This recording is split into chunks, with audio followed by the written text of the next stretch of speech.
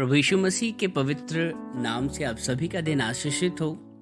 आज हम एक बहुत ही इम्पोर्टेंट टॉपिक पर बात करेंगे। ये है हमारे कन्फेशन से संबंधित, हमारे मसीह के अंगीकार से संबंधित। हम में से बहुत सारे ऐसे लोग हैं जो प्रभु यीशु मसीह पर विश्वास करते हैं, प्रभु यीशु मसीह से प्रेम करते हैं, लेकिन जब बात अंगीकार की आती है तो कहीं ना कहीं एक हिचकिचाहट, एक समाज का डर उनके अंदर आ जाता है। लेकिन आपको मैं आज कुछ ऐसे वचन बताऊंगा जिसको पढ़ने के बाद आप सच में इसे गंभीरता से लेना शुरू करेंगे। सबसे पहली बात मैं आपको ये बताऊंगा कि ये एक चॉइस नहीं है। This is not the matter of your choice.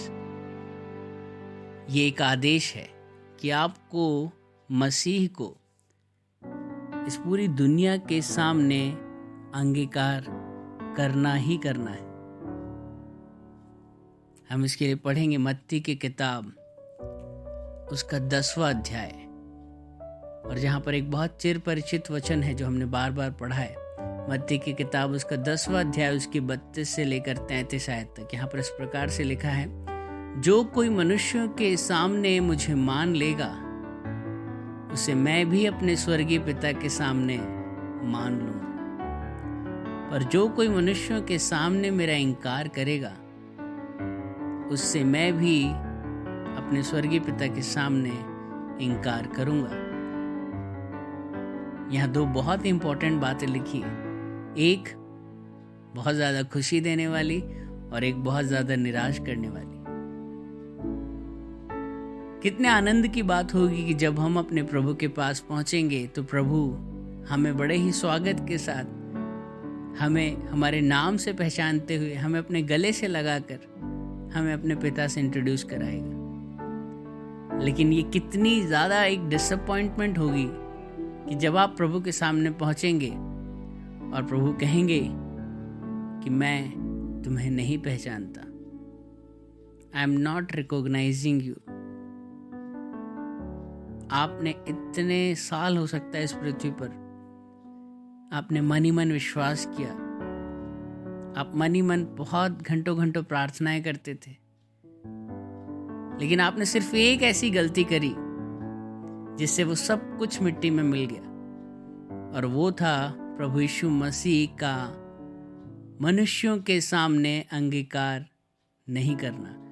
वो कितनी बड़ी शर्मिंदगी की बात होगी आपके लिए, कितनी ज़्यादा एक पीड़ा की बात होगी। इट्स अ ग्रेट डिसअपॉइंटमेंट जब प्रभु आपसे कहेंगे कि आई एम रियली सॉरी, मैं आपको नहीं पहचानता।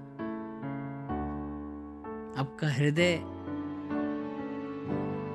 कितनी ज्यादा पीड़ा से और निराशा से भरेगा, इसका अंदाजा है आपको जब प्रभु कहेंगे sorry, I don't recognise you. कुछ ऐसी ही पीड़ा, कुछ ऐसी ही ठेस प्रभु यीशु मसीह के दिल में भी लगती है जब आप इस पापी जाति के सामने उसका अंगीकार करने से आप लजाते हैं। आपको शर्म आती है यीशु मसीह को अपना बाप कहने में, आपको शर्म आती है यीशु मसीह को अपना प्रभु कहने में, जिसने आपके लिए क्रूस पर जान दी, जिसे निर्वस्त्र करके, जिसके कपड़ों को उतार करके, कोढ़ों से छलनी करके, उसके मुंह पर थूक करके, उसके हाथ पांव को कीलों से ठोक करके, सबके सामने मजाक बनाकर क्रूस पर आपके लिए लटका दिया गया,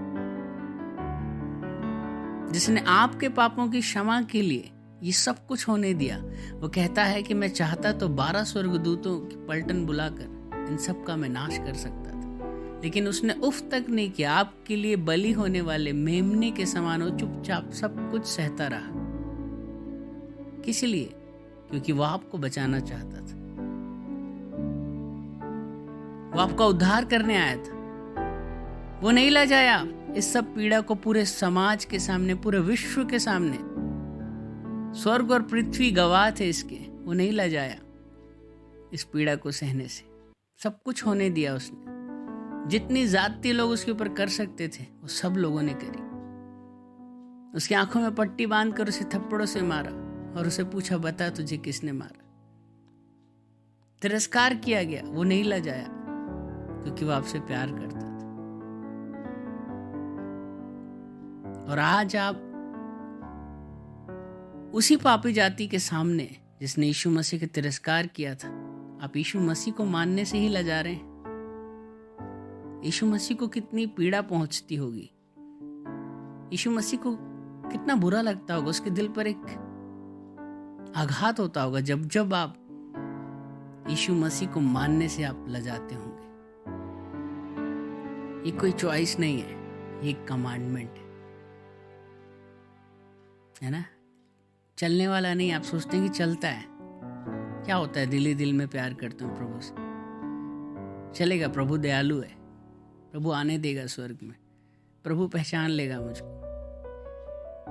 आई am really sorry to say that, ऐसा होने वाला नहीं है। वचन साफ कह रहा है यहाँ पे कि जो मुझे मनुष्य के सामने मानने से इनकार करेगा, उसे मैं भी अपने स्वर्गीय पिता के सामने मानने से इनकार करूंगा। प्रभु अपने वचन के विरुद्ध कुछ नहीं कर पाएंगे, वो मजबूर है। उसकी बात हाँ की हाँ और ना की ना रहती है। बाइबल में मुंह से अंगीकार करने पर बहुत ज्यादा जोर दिया गया, बहुत ज्यादा। हम देखते हैं कि रोमियो 10 उसके 10 में क्या लिखा है, क्योंकि धार्मिकता के लिए मन से विश्वास किया जाता है और उद्धार के लिए मुंह से अंगीकार किया जाता है ना। उद्धार प्राप्त करने के 2 मूलभूत स्टेप्स होते हैं। पहला होता है मन से विश्वास किया जाना और दूसरा होता है मुंह से अंगीकार करना। मन से तो विश्वास कर लिया, लेकिन मुंह से अंगीकार नहीं किया। ये कंप्लीट सॉल्यूशन की स्टेट में आप अभी नहीं पहुंचे हैं। आपका एक पांव अभी भी स्वर्ग में है और एक पांव अभी भी नरक में है ना, but still you are not in. आप अगर स्वर्ग में वाकई में परमेश्वर के साथ अनंत काल का जीवन चाहते हैं, तो आपको अपनी इस हिचकिचाहट को, अपनी इस शर्मिंदगी के इस एहसास को खत्म करना होगा। तभी आपको संपूर्ण जो उद्धार है, कंप्लीट सॉल्वेशन, वो मिलेगा। विश्वास मानिए, जिस दिन आपने इस हिचकिचाहट की दीवार को तोड़ा, इस शर्मिंदगी को आपने हटाया और आपने खुलकर प्रभु यीशु मसीह को सबके सामने अंगीकार करना शुरू किया, आपके अंदर एक